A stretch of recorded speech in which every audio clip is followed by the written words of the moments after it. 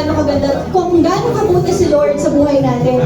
Kasi you all know, ganda-gandahan lang po ako ngayon, pero naka-binder pa ako kasi I just had my operation last June 22. So 1 month post-op pa lang ako, pero grabe lang ito, no? Isa itong patunay na lahat ng mga tinuturo ni GMI sa trainings natin na sinunod ko, which is walang pinagkaiba sa na-access ng lahat na nandito ngayon. Tama ba? Kasi ano yung trainings na na-receive ko, yun lang din yung meron din sa inyo.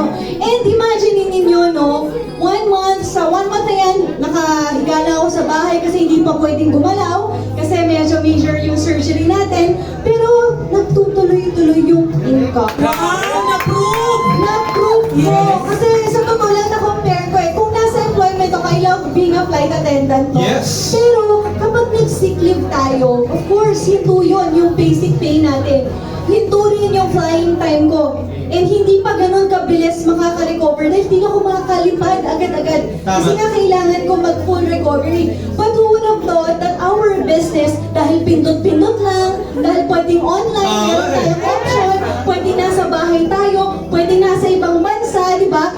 Kaya-kaya mong kumita. Yes! Alam mo yun, kahit anumang sitwasyon natin sa buhay. And I'm so blessed kasi God prepared us, kaming mag-asawa, kami ni KM, no? Kasi hindi rin biro yung nagastos namin. Kung wala itong negosyong to, saan kami kukuha ng pambayad sa bills namin? And maybe dito, madami itong hindi nyo pa alam kung ano yung why ninyo.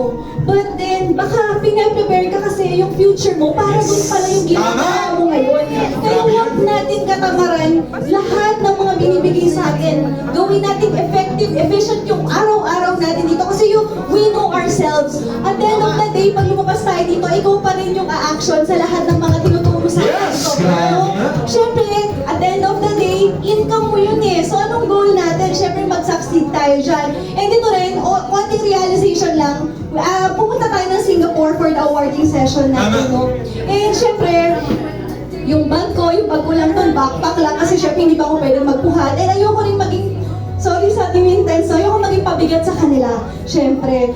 Pero doon ko rin sa ultimo backpack ko, hindi ko pwedeng iangat sa overhead bin kasi iningatan nating operation. Sabi ko, humingi ako ng assistant sa flight attendant. Sabi ko, hi, sorry, I'm also a flight attendant. I know na hindi to part ng job mo, pero kaka-opera ko lang. Sorry talaga nagpapatulong. Kasi sana yung mga flight attendant, hindi kasi kasama yun sa job description. Kaya mag-evaporate tayo sa mga flight attendant, no? So ngayon, yes, hindi po siya kasama. Kaya nga tayo may hand carry lang na limited lang yung kilogram para tayo po yung mag-akit talaga sa ano. Tulong lang sila. Sabi ko, 8 years akong flight attendant. So kung flight attendant ako ngayon, hindi ko na kayang magbuhat ng bag. And yung na-realize ko doon na my job that time, if ever mong flight attendant ako, is really indispensable. Ibig sabihin, pwede akong palitan. In the next, kumbaga, kung flight attendant pa rin ako ngayon, wala na. Hindi ko na kayang gawin. Dati kong ginagawa, hindi na ako pwedeng, syempre, hindi ko pwedeng sabihin na hindi ako magtatrabaho for the longest time, di ba? 6 months, pagbalik mo, kaya ko pa ba?